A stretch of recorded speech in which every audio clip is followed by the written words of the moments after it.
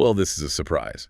President-elect Trump just threw everyone for a loop, nominating Jared Isaacman to be the next in charge of NASA. And he's not your usual, government type. It's Isaacman's background that makes this choice so interesting. He's a billionaire, and he's already gone to space not once, but twice, and he did it on SpaceX vehicles. Yep, we're talking about Elon Musk's SpaceX. And he didn't just hitch a ride. Isaacman is super passionate about space. He even started his own program called Polaris to put these missions together, relying on SpaceX tech for everything. I mean, even the spacesuits. This guy is definitely putting his money where his mouth is when it comes to space. This isn't just some hobby for him, though. It signals a potential big change in how America does space exploration. Are we entering an age where a private citizen, someone who's actually been to space, leads the way? So who is this guy, really? He's got that classic story of entrepreneurial success. Started Shift4 Payments, which is a big deal in card processing.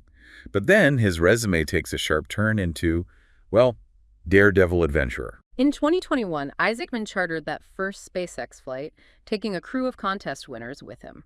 Then, just last September, he commanded another mission, this time with a SpaceX engineer, for the first ever private spacewalk. They were testing those new SpaceX suits.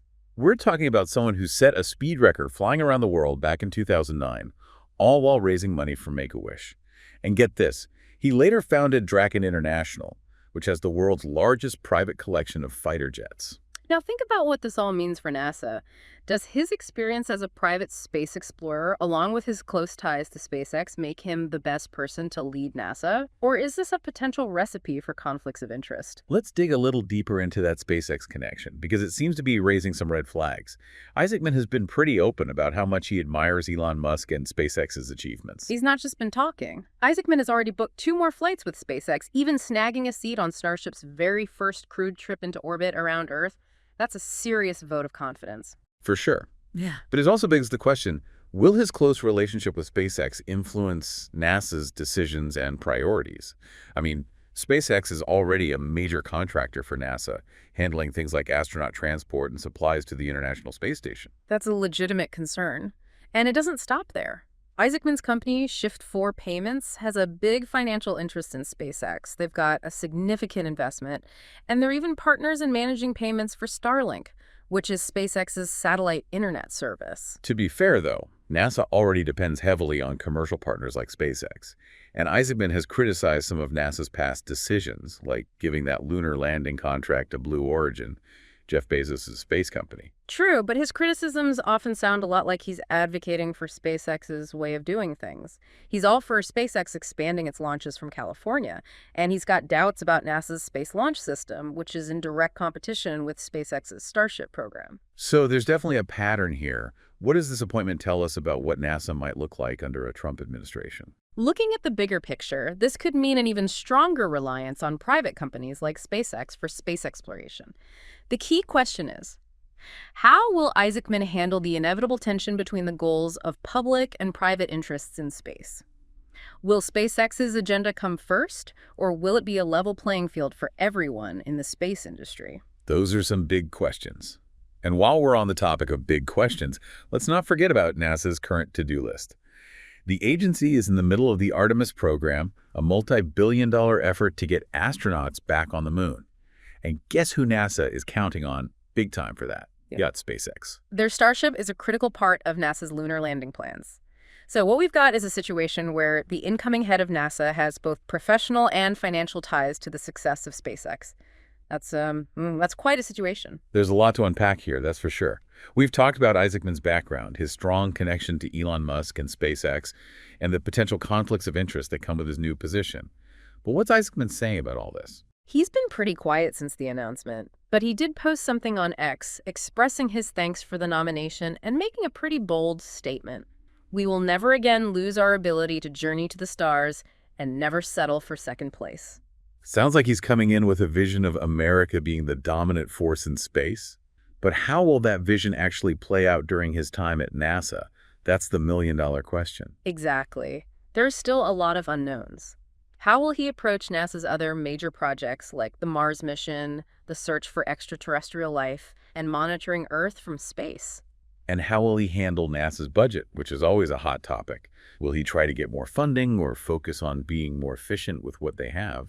These are all questions that only time will answer. But one thing's for sure.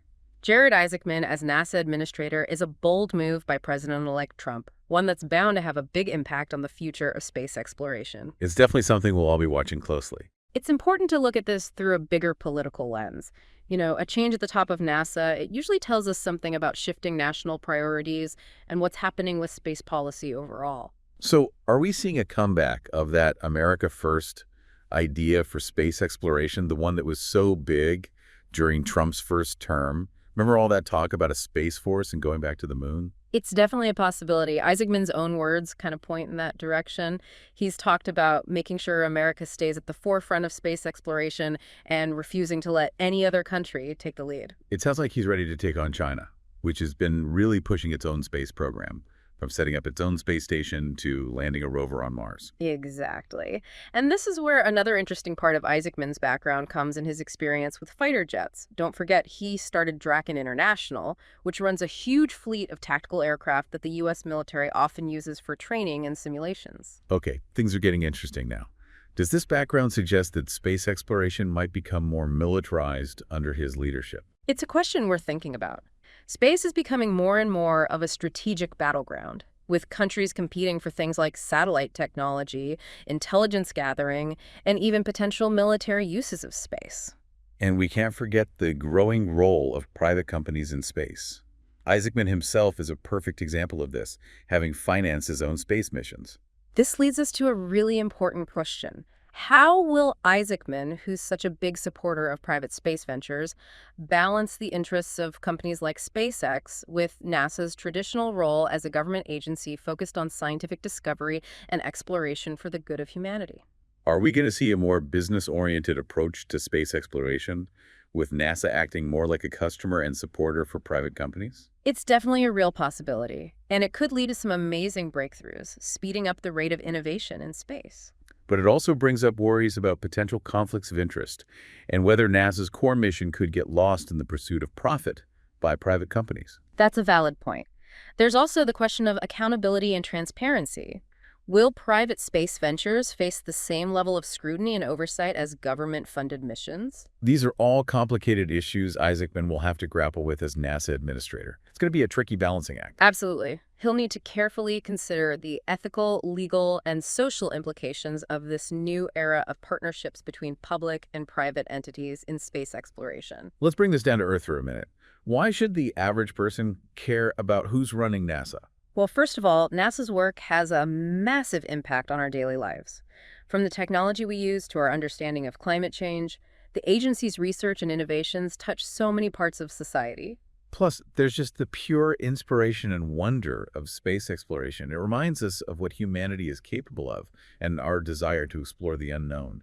And let's not forget about the economic benefits. The space industry creates jobs, drives technological advancements, and fuels innovation across many different sectors. So whether you're dreaming about humans living on Mars or just grateful for the GPS on your phone, NASA plays a huge role in our future. No doubt about it. And with Isaacman in charge, we can be sure he'll have a big impact on where the agency goes from here. It'll be really interesting to see how his unique viewpoint and all his experience shapes NASA's goals and projects in the years to come, especially since he's taking over from Bill Nelson, the former Democratic senator from Florida who was President Biden's pick. Nelson had quite the space background himself, if you remember. He did. He was on the Space Shuttle Columbia back in 1986, right before the Challenger accident. And he was a congressman at the time. While he was NASA administrator, he made a lot of progress with the Artemis program, pushing those plans to send astronauts around the moon, maybe even as soon as next year. Right, and let's not forget all the robotic missions happening right now to the moon and beyond, like the Perseverance rover gathering samples on Mars and the spacecraft heading to Jupiter's moon, Europa. Isaacman's got a lot on his plate. All these exciting projects, each with its own set of challenges and opportunities. It'll be fascinating to see what he focuses on and how he decides to use NASA's resources, especially considering the budget, which is always a big factor. Remember, it's Congress that holds the purse strings, and they've got to balance funding requests from all the different government agencies. Absolutely. If Isaacman wants to achieve those ambitious goals for NASA, he's going to have to convince Congress to give them the money. That's going to be a real test of his leadership. He needs to play the political game well and make a strong case for investing in space exploration. And speaking of politics, we can't ignore that this is a Trump administration, and, well, Trump is known for being, shall we say, unpredictable. You never know what kind of surprises might pop up for NASA. True. That unpredictability definitely adds another layer of complication to Isaacman's job. He'll need to be adaptable and know how to handle political situations if he wants to guide NASA through potentially choppy waters. So, as we wrap up our deep dive into Jared Isaacman and what his appointment as NASA administrator might mean, what's the one big takeaway you want our listeners to think about? This is a turning point for space exploration. We're seeing the lines between government and private companies become blurry. New players are coming in, and the stakes are higher than ever. And with Isaacman leading NASA, we can expect a bold, ambitious approach, one that pushes the limits of what we thought was possible in space. But that doesn't mean it will be easy. There will be risks and tough decisions to make along the way. Exactly. Only time will tell how this new era of space exploration will play out. But one thing's for sure, it's going to be a thrilling ride. And on that note, we'll have to end it here for today, but keep your eyes on the skies, folks, because things are about to get very interesting. Goodbye, and see you in the next video.